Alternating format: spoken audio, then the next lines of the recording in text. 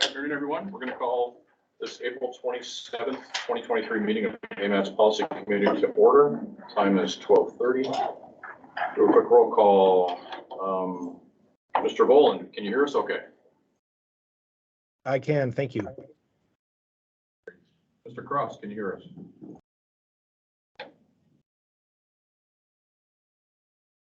Mr. Cross, are you online? Are you muted? He is muted, yes. So we can come back to him. Okay, we can come back to him. Ms. Polkin is not here yet, and Mr. Colhase here. All right, so we have a quorum. If you see him pop back on. Yeah, it looks like he logged off. He may be logging back on, so we'll note it when he logs back on. All right, sounds good. All right, so we have a quorum, so let's go ahead and get started. Aaron, will you please do the public involvement announcements? Of course, AMATS committee meetings are open to the public, and the public is provided an opportunity to comment at each meeting. Business items are presented by staff or consultants. After the committee has discussed the business item, the public is invited to formally comment. Each participant will have 3 minutes to speak on their topic. A couple of housekeeping items. If you're joining us virtually and you're not a member of the committee, please turn off your camera when you're not speaking on an item. If you're joining us by phone, to mute and unmute the microphone, press *6. I did just want to note, you may notice a different layout for the room today. This was like this. They said it's better for the committees to see the TV, the public to see the TV, and everyone to see the committee members. So if this stays the way it is, we'll probably be readjusting where the committee members sit. So staff will sit where you're at right now, and then committee members are over here, so you have an easier access to the screen. So just a heads up, there may be a shift with the next meeting. All right. Thank you. Did Mr. Wallen dial back? Mr. Cross is not in Mr. yet. Cross, sorry. Okay. All right, moving on to the agenda. Do we have an approval of the agenda as submitted? Okay. Mr. Cross is on now. Okay. Mr. Cross, can you hear me okay? I can, thank you. I got disconnected for a quick minute. So Mr. Cross is on at 12:32. Back to the agenda items. Do we have an approval of the agenda as submitted? Move to approve. Approve. Mr. Cross or Daniel, can you give me a second? Second. Second. All right. Any changes to the agenda as submitted? All right, hearing none, are there any objections to adopting the agenda? Hearing none, the agenda is approved. Thank you. All right, agenda item 4. We've got before us the minutes of the March 23rd, 2023 for approval. Do we have a motion for approval? I'll move to approve the minutes from the March 23rd, 2023 meeting. Do we have a second? Second. Second. Mr. Ball. One second. Thank you. Any changes or discussions to the minutes for March?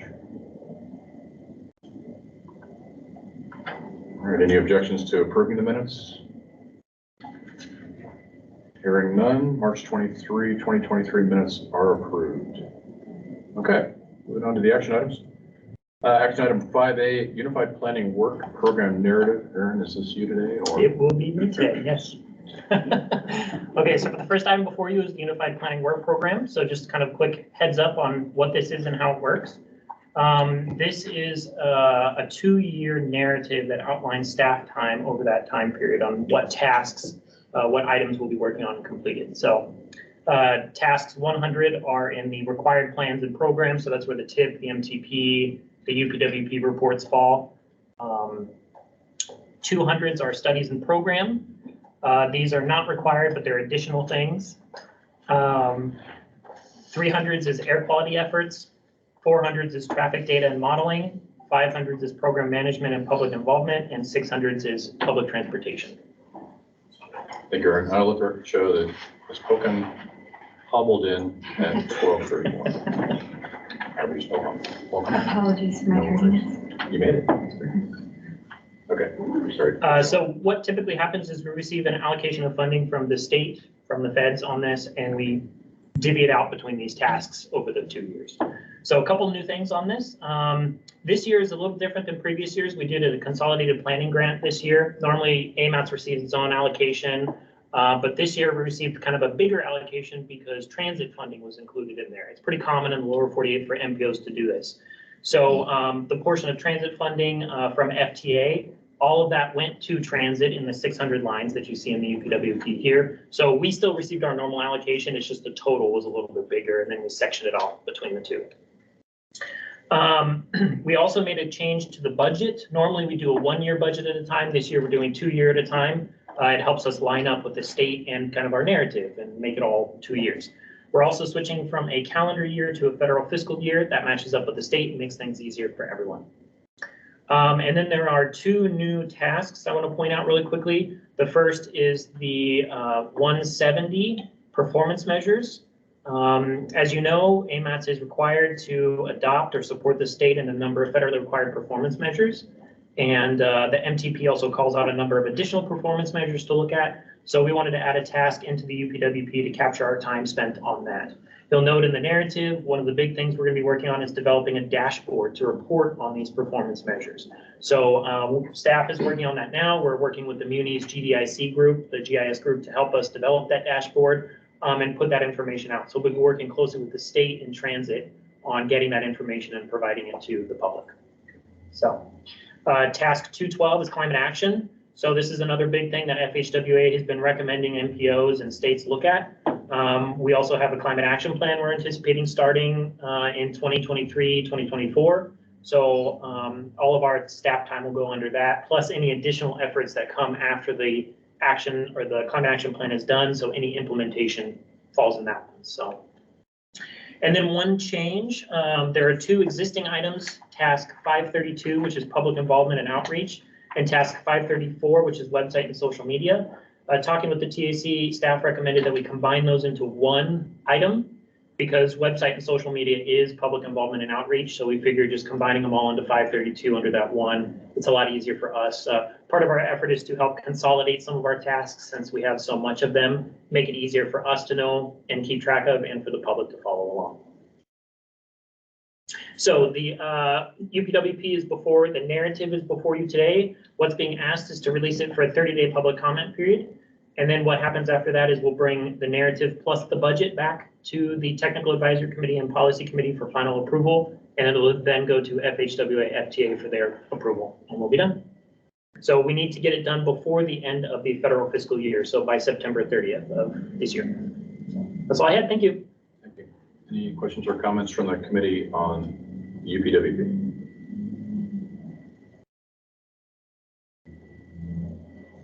Okay. Questions or comments? Any comments from the public on the UPWP? Anybody online? All right. Silence is consent, Aaron. Well done. No, there is no one online yet. Okay. All right. So what is the will of the committee? Move to release the narrative for public review. Does that work, Aaron? Yes. Okay. Do we have a second? I'll second. Second. Okay. Any objections to approving the motion stated? Hearing none, the motion is approved for item 5A. Thank you, Aaron. Thank you. You're not done yet, Aaron. Let's move on to item 5B. Critical urban freight corridors. Are you going to pitch this to John? Yes, this will actually be Mr. Cecil. Mr. Cecil, it's good to see you again. Yes, it is. Good afternoon. I appreciate the opportunity to come back and report back to you, to the policy committee, about the designation of critical urban freight corridors. And at the March meeting, staff received several questions from the policy committee and didn't have an immediate answer on some of those or were unsure. So we were given the opportunity to research those. And so with the memo that is before you today, the additional questions and answers are primarily on page 2. I apologize. Realized after the fact that I should have numbered the questions and answers, but primarily the questions that were asked are, and the responses are based on page 2. And then also my apologies, I did notice a couple of typos, which is incredible, that I missed those. So, and I can just briefly go through, I think what some of the questions were from the policy committee members, if you want. Otherwise, I think it's fairly self-explanatory.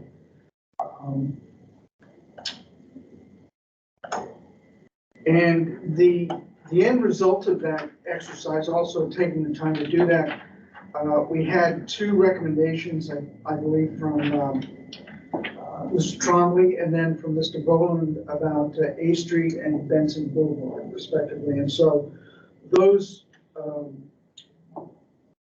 road segments, A Street 3.4 miles, and then Benson Boulevard 2.23.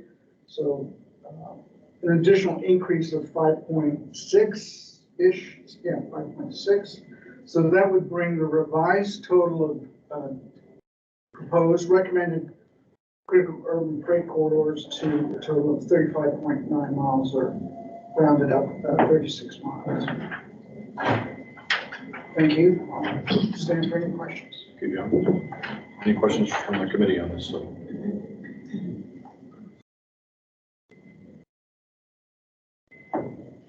Okay. Hearing none, any comments or questions from the public on this subject?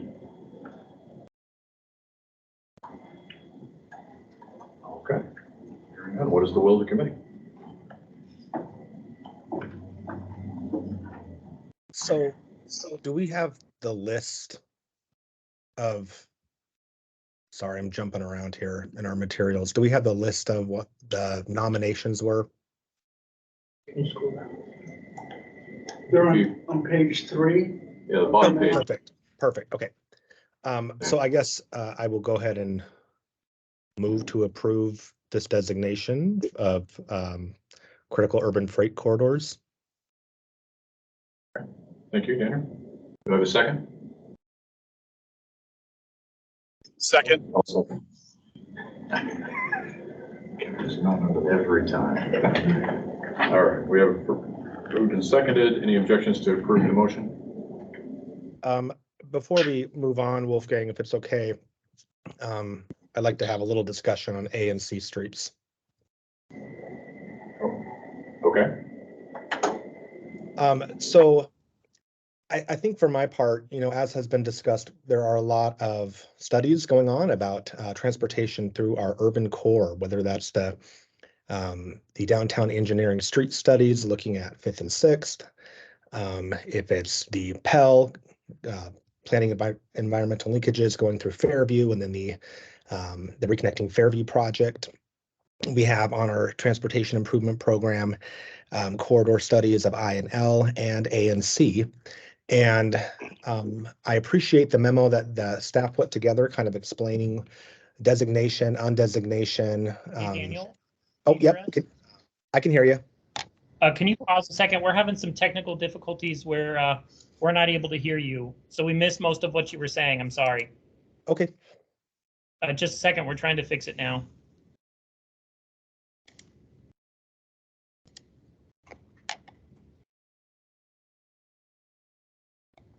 Looks like the owls can't. I may call in on my phone too and see if that helps work a little bit better.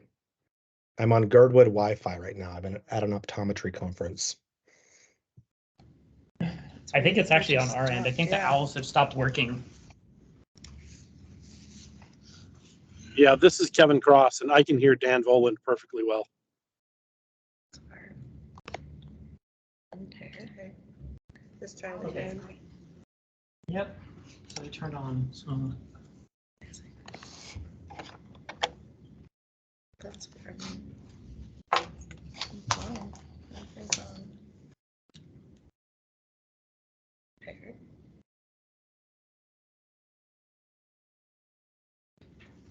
I'm not joining the meeting though.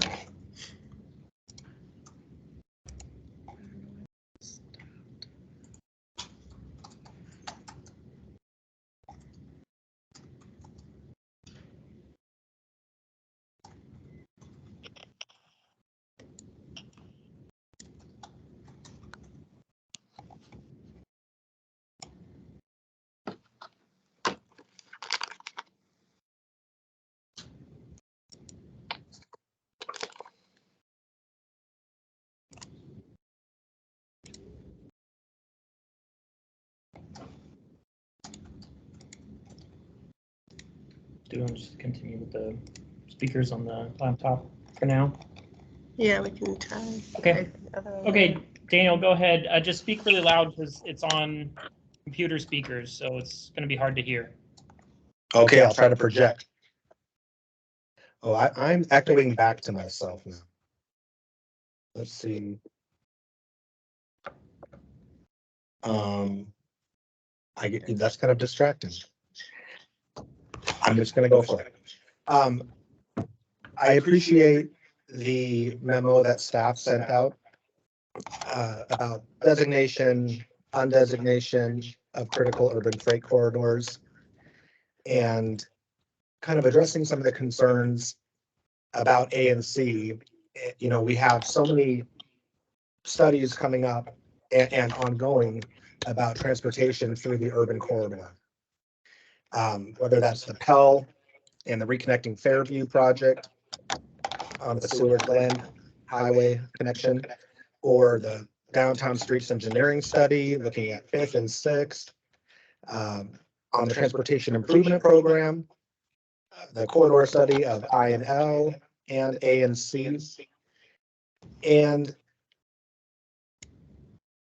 even though I understand that this designation potentially allows us to apply for different types of funding, you know, even things like repaving, for instance. I looked at US code and some of the eligible projects for the National Highway Freight Program, and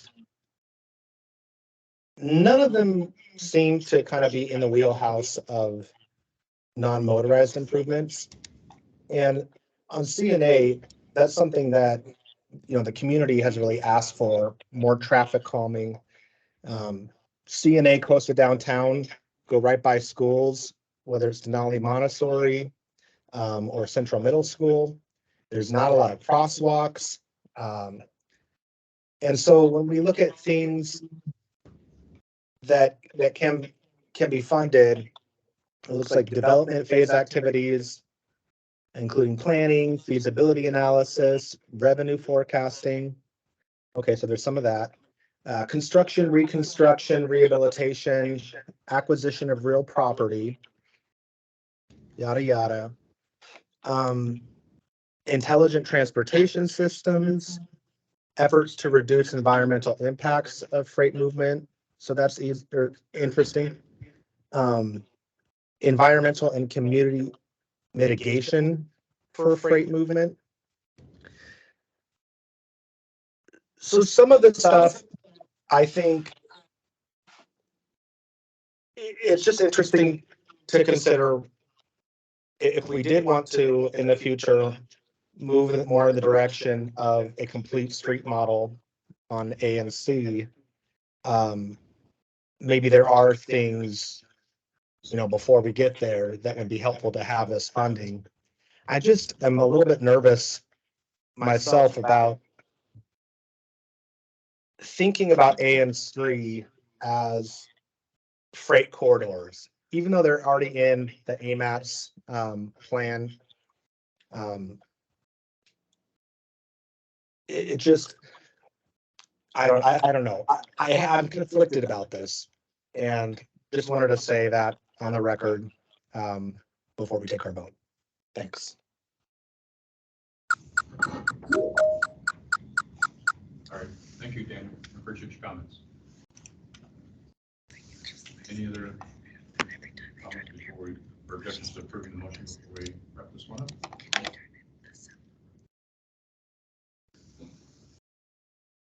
Hearing none.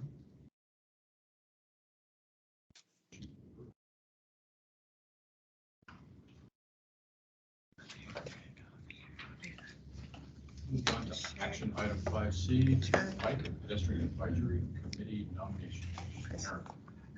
I will pass this off to.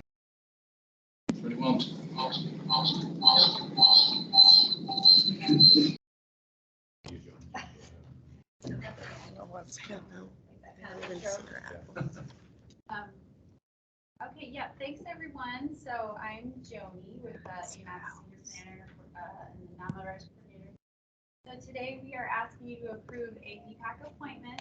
We're replacing John Miller, who's a school bus driver with the Anchorage School District, and he was on our committee for over 6 years. So we want to thank him for his service, and thank you so much, John.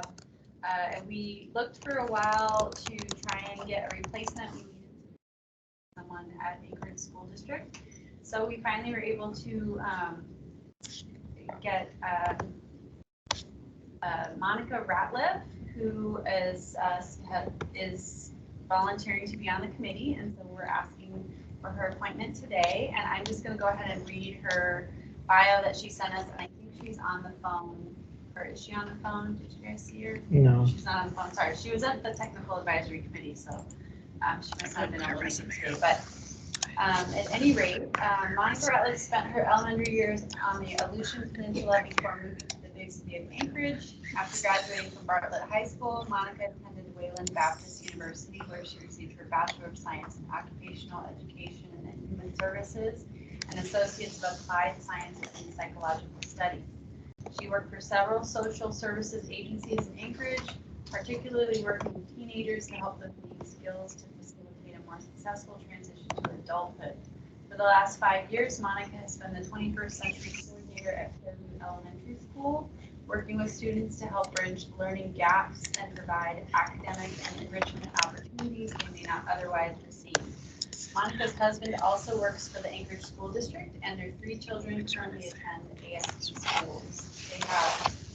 They also have 7 foster children who went through the ASD school system and are now grown and out of the house. The Ratliff family loves utilizing the trail systems to bike and walk together, and they can regularly be found enjoying the plethora of outdoor activities the Anchorage area has to offer.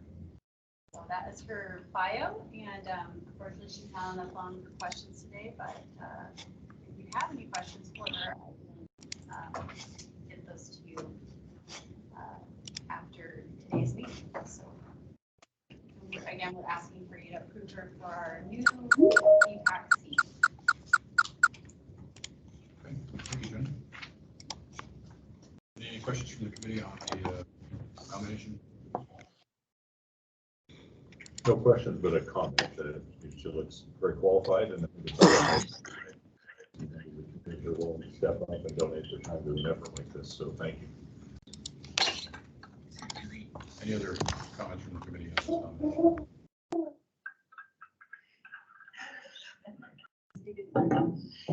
So it's one of those days. Yeah. Okay, we might be back on the camera. Any questions from the public on the nominations for the BPAC? Okay.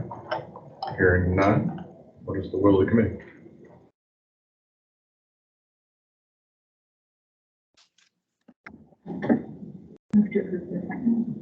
Second.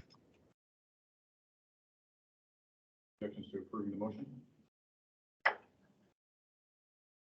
Hearing none, the motion is approved. Okay, Aaron, any other action items? No, sir. Okay, moving on to informational items. Agenda item 6A, Mountain Air Drive update. Aaron? No, it'll be the project team who will give you the next 2 will be project teams. So this will be Mountain Air Drive, which I believe Alex Reed is here from DOT. Welcome. Yeah, we've got some handouts quickly. It's just the slides, so just to.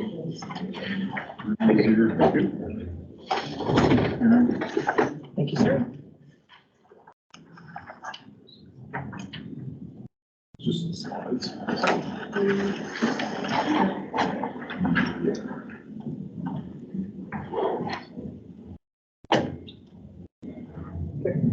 Hi, I'm Alex Reed. I'm the project manager for the AMATS Mountain Drive Extension Project. Slide.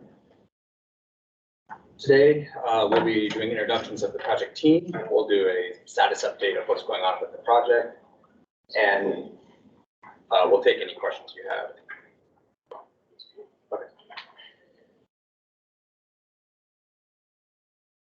Okay. So again, I'm Alex Reed. I'm the project manager for the DOT. Aaron Hunting here with me is the engineer from DOT. Deidre Peterson is our lead designer. She's in our audience there. This is a municipality-owned and operated road. We are partnered with them with development of the project.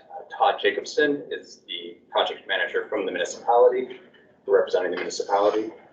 Also part of our team, we are partnered with HDL, who's providing support services for design, and Huddle Alaska, who is assisting with public involvement. I'm going to pass it to Aaron Hunting, who's going to do updates on the status of the project. Yeah, so just a quick project overview. So the idea is to extend Mountaineer Drive from Rabbit Creek Road down to Sandpiper. And it's a priority for the municipality. It's in the Metropolitan Transportation Plan. It's Project 121. Has a priority to connect Bear Valley Elementary School to for a non-motorized connection. The pathway is always also listed in the Anchorage bicycle plan. Next slide, please. So kind of the first thing we looked at was what route do we take? So there's an existing segment of Mountaineer Drive that connects Rabbit Creek to Bear Valley Elementary School. And then there on the south side, there's a short segment that starts at Sandpiper Drive and dead ends at a cul-de-sac. So we looked at route A, B, and C, and then looked at the selection, compared it with the selection criteria there, the 10 criteria. And route A was selected kind of based on geometry and favorability in all those selections. Next slide, please.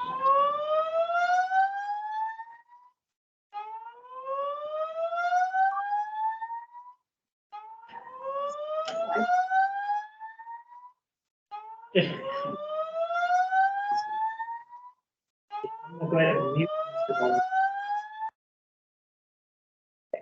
Go ahead. Okay, so the proposed work on the project, of course, will be new roadway from Rabbit Creek all the way to Sandpiper, and that includes reconstructing those portions of existing road. There'll be a non-motorized pathway on the east side. Be drainage improvements, of course, culverts and ditching. And then there'll be either a small bridge or a large culvert over Little Rabbit Creek. There's just one crossing there that we anticipate. We anticipate right-of-way acquisitions, and then the normal roadside hardware, signs, and guardrail needed. Minor utility relocations we anticipate, and then of course clearing and grubbing for the new roadway alignment. Next slide, please.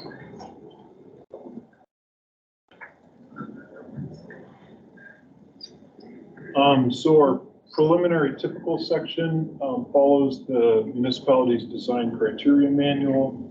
Includes a 10-foot lane in each direction with 4-foot shoulders. And then there's that multi-use pathway on the east side with a 7-foot buffer there. Those dimensions are all compliant with the design criteria manual. Next slide, please.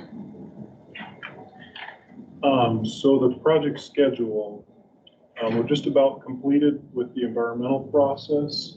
It's been the last couple of years, and preliminary design to support that environmental document.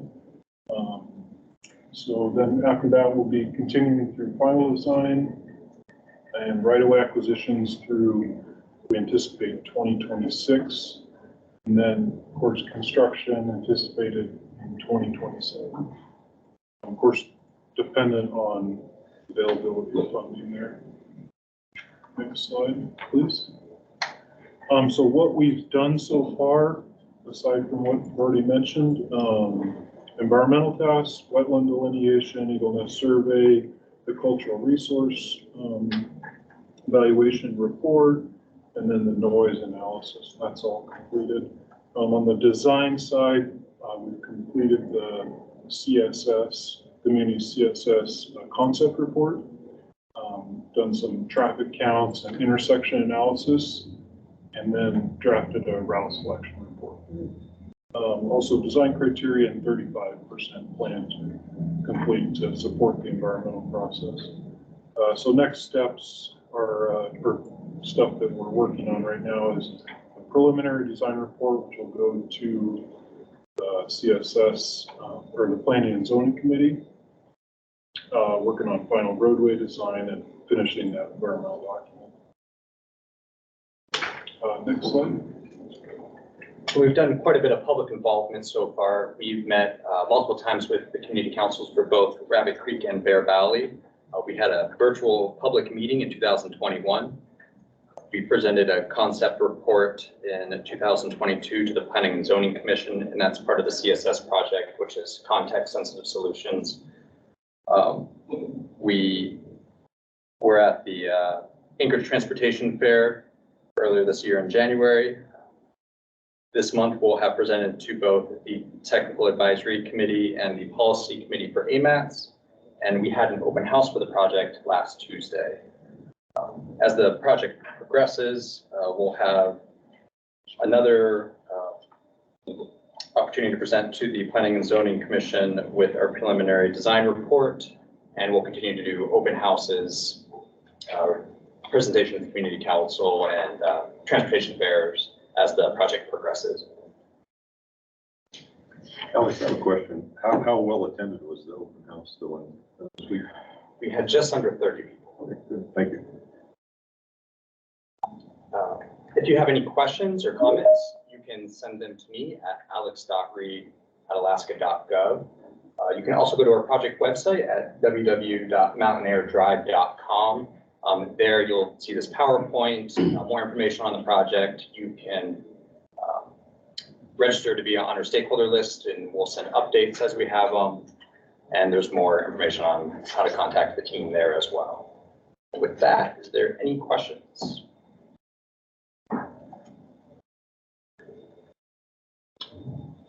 Other questions from the committee? Hearing none. Any questions from the public?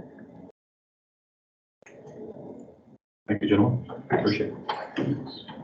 Okay, on item 6B, Safer Seward Highway presentation. It will not be me. It will be the project team. I believe Shannon McCarthy is to speak. It's two of us. Shannon McCarthy, I'm with the Alaska Department of Transportation, Public Facilities. I work for the Commissioner's Office as the Communication Director, but today I'm actually before you as a member of the Safer Seward Highway team. And I'll introduce Morgan in a second, but it is a statewide team. We are taking a look at this section of highway with different experts from around the state, both in terms of our DOT staff and in terms of our consultant team. So with that, I will say that this project has just begun. We don't have a design to show you yet. We don't have preliminary estimates to share with you yet, but we did want to come before you today and start just to establish that relationship, kick off the project, and make sure that we promise to come back and share more information as we develop it. And with that, I'm going to introduce Morgan. Morgan Miller, correct? Yes. And she is also on the Safer Seward Highway team, and she and I do communications for that team. So with that, I'll go ahead and turn it over to you. Awesome, thank you. Good afternoon, everyone. My name is Morgan Miller with HDR, and we're here to give you an introductory presentation to the Safer Seward Highway project. We're currently in the environmental assessment phase of the project, which means it's going to be evaluating that highway from milepost 98.5 to 118.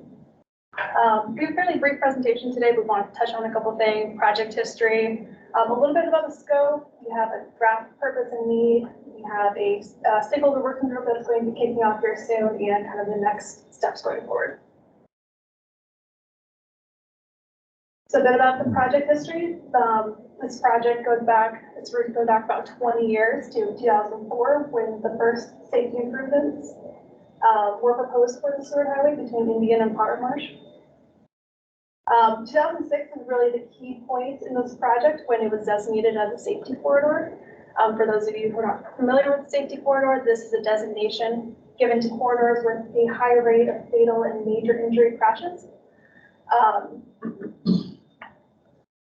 The designation gives the opportunity for funding to implement temporary safety measures to improve safety until a more permanent, comprehensive safety solution can be given.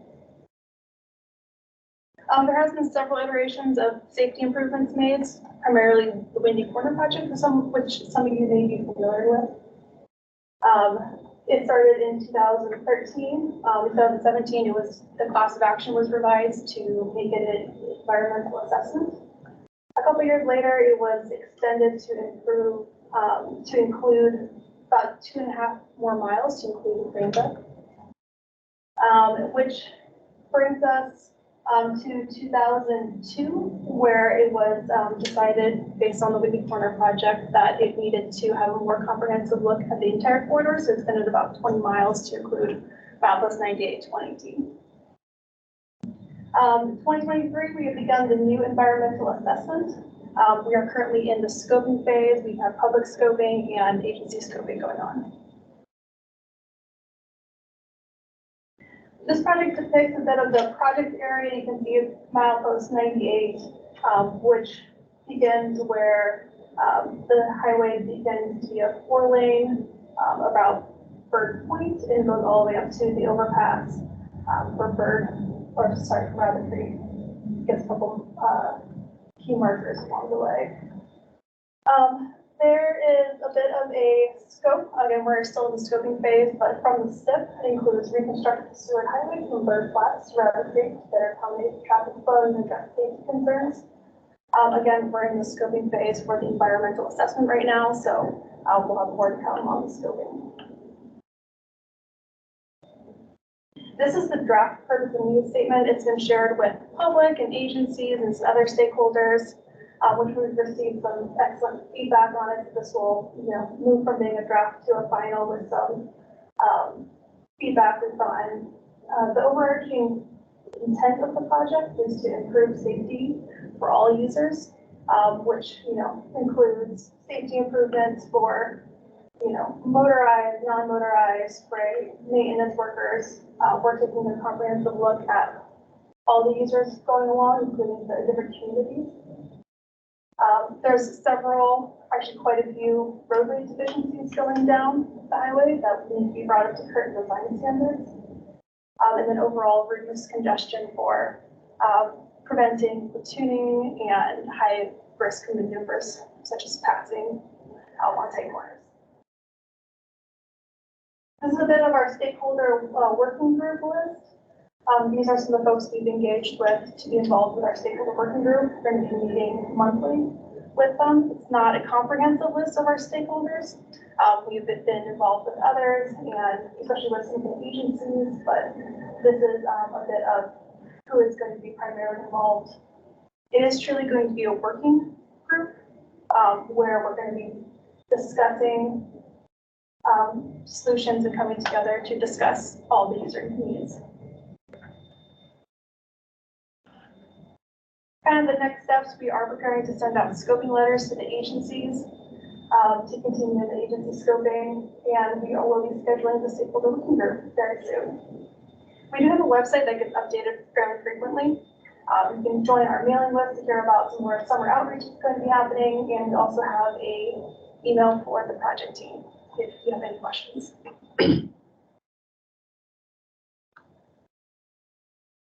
Okay, thank you. Any questions from the committee? All right, hearing none. Any questions from the public? All right, well, thank you very much. That's great presentation. Thank you. Okay. Aaron, I just won't even look at you this time. I'm just going to go to agenda item 6A, safety forum. This will actually be Joni Wilm. Okay, I'm gonna stand up. Okay, so we have just an update on the safety plan that we kicked off in January. So if you want more updates, we can come throughout the project and give you some more. But basically, we started our safety plan. It's AMATS' very first safety plan. We have hired consultants Burgess and Knightbull, and then local consultants R&M and Kenny Engineering to help us with this. So here is the schedule. I have it up here. It's also a little handout if you want it. But basically, so it just shows we kicked off the project. We also have our finalized website up this week. So we sent out a big announcement. We have the public website launch and then also a survey that we're launching. So we'd love for everyone to take our safety survey. So, and I have a little bit more information on that in the next flyer, but basically, yeah, so we've got a survey up, the website's up. We had our very first stakeholder meeting end of March, and we have our second stakeholder meeting coming up in June. We're gonna have a big public workshop in September to go over the plan as it is in the state. It might be in the draft stage at that point, I'm not entirely sure yet. And then a third stakeholder meeting in October, and then we'll be bringing the draft before this committee in December, hopefully for adoption. And so this is our quickest, I want to say it's probably our quickest plan ever. It's a 1 year or almost less than 1 year process. So fingers crossed we'll make our deadline, but that's the plan for now. And then also I've highlighted at the end of May on this flyer, the BPAC Bicycle Pedestrian Advisory Committee that we just appointed a new member to, they wanted to hold a safety forum this year as well to talk about safety issues.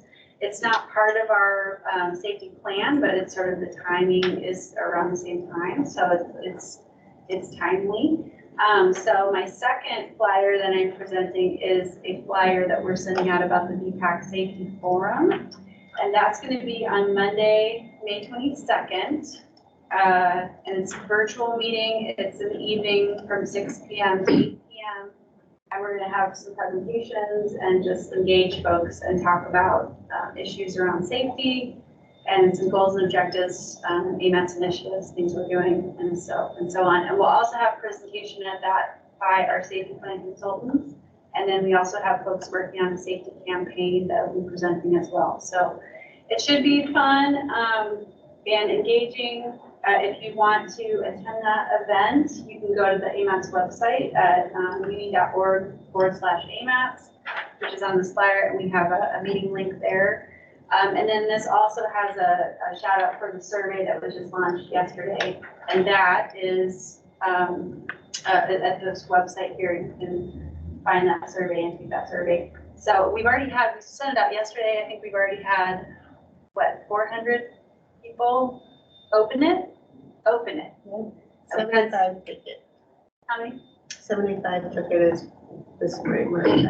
Yeah, so that's awesome. So 75 people have already taken the survey. So we're hoping to get a big turnout. So anyways, exciting things going on with safety. Does anyone have any questions for me about the forum or the safety plan?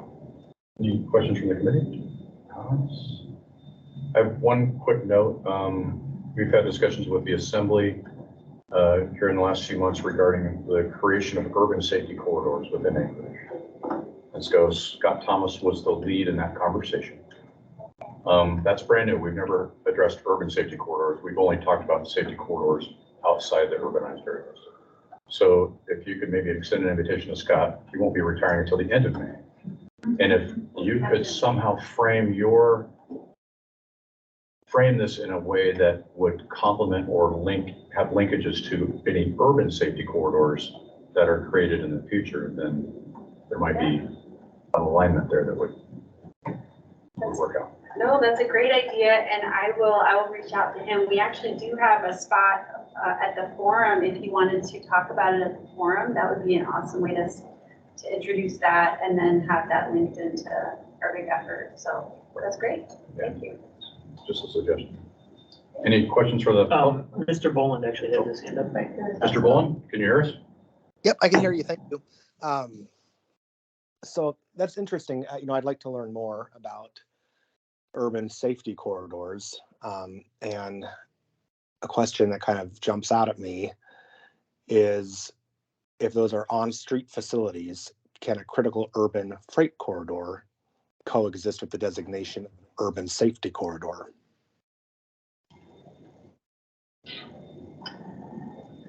That's a question.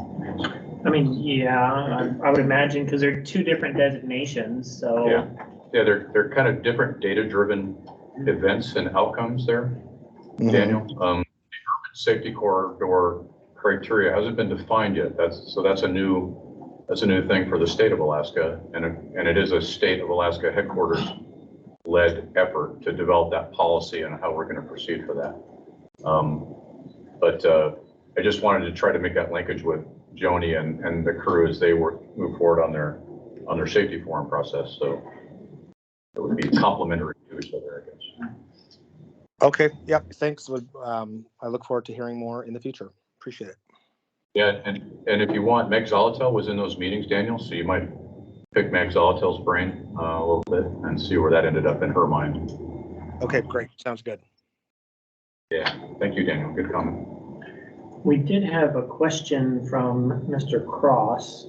I don't know if Mr. Cross wants to ask this question now or later. Mr. Cross, can you hear us okay?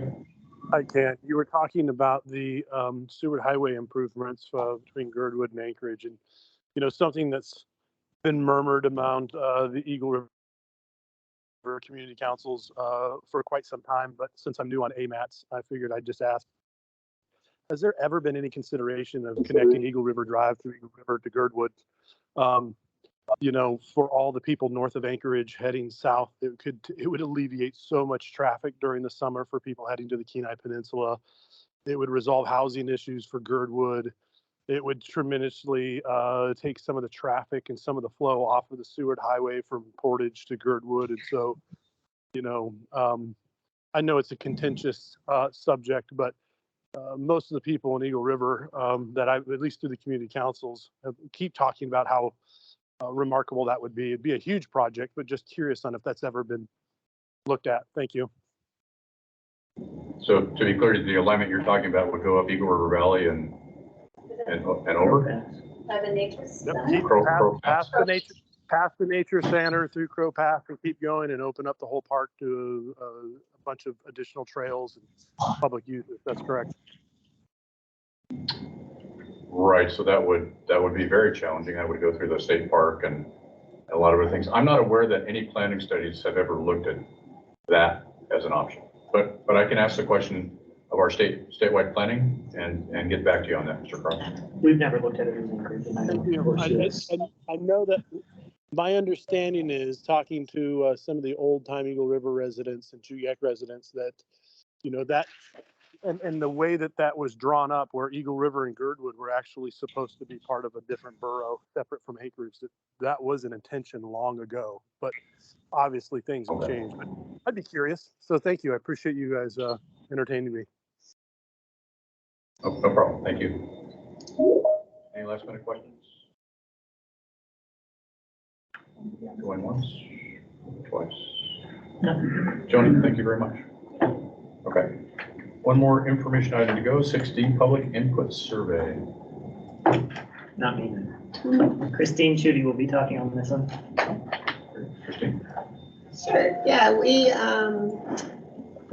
have just hit publish on changing the AMATS website to shift public involvement to a public input platform. So if you go to www.muni.org/AMATS, it'll look a little different. You'll still see some of the same stuff, but there will be a huge button there that will say AMATS Engagement Hub, and that will shoot you over to our new public participation platform. We have, just to kind of kick that off, we have a survey through there that just asked people to weigh in how they would like us to reach out to them, how they would like to reach out to us, so we can start tailoring our outreach efforts. We now have a few more opportunities kind of at our fingertips. If you notice, for the safety survey, there is an online application for that, but you can also text safety to 73224 and take that as an SMS survey. So we'll have that availability. We're going to have a lot more opportunities to kind of fold in all of our planning efforts into one platform. So the safety website is within our control, and then the next MTP, any planning effort that we do will be developed in public input so that we can archive it and keep engagement in one place. So we can kind of track it across the AMATS area. So just kind of giving a heads up, this survey's out there, the platform's out there, and as people use it and look at it, let us know what's working, What's not, we'll keep tweaking it to make it better. Thank you. Any questions from the committee? Christine? Any questions from the public? Okay, I think that's all the informational items there, unless I'm missing something. That's it. No more project plans or updates, right? No more. Any committee comments at all for the good of everyone?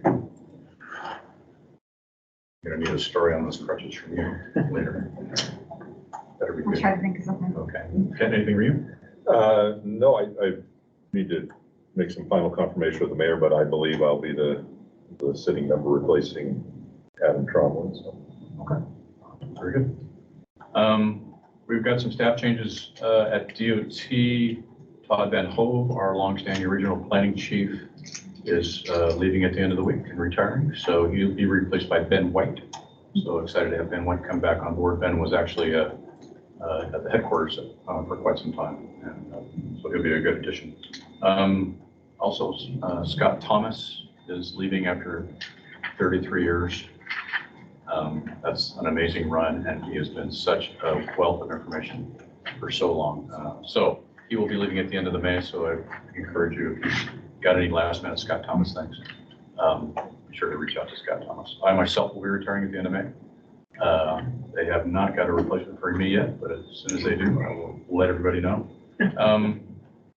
Also, if you've ever dealt with Tom Schmid or Kelly Summers or Alan Drake, they will also be heading out the door here. So we've got, I think we total, Luke, 141 years heading out the door here in the next 30 days. So best of luck. We've got names.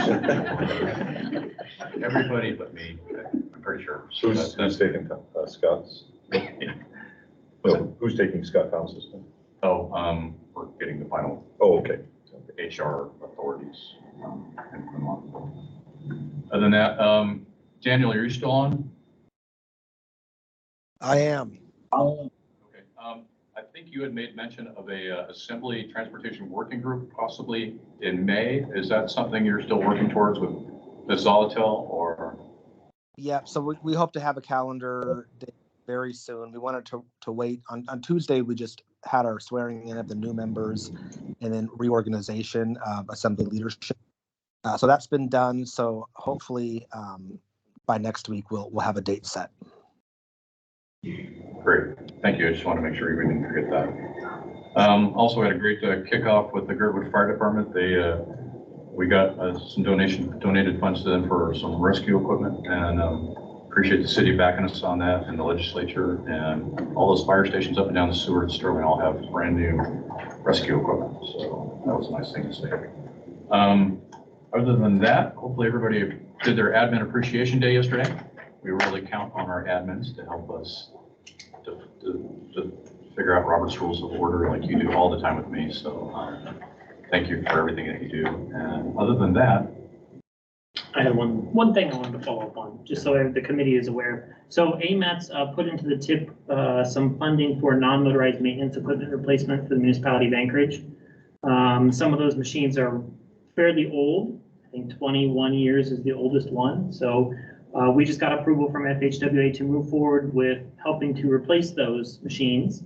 I'm waiting on kind of final approval from my accountant person before she gets back, and we'll get that started. So look forward for the next few years of helping the municipality of Anchorage replace them and provide some benefits to everyone. great. So, Take care. All right, any public comments at all before we wrap up? Okay, hearing none, do I have a motion to adjourn? Motion to adjourn. Second. I know you.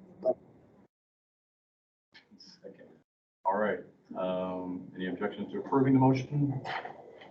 Hearing none, the meeting is adjourned. thank you. Bye, thank you.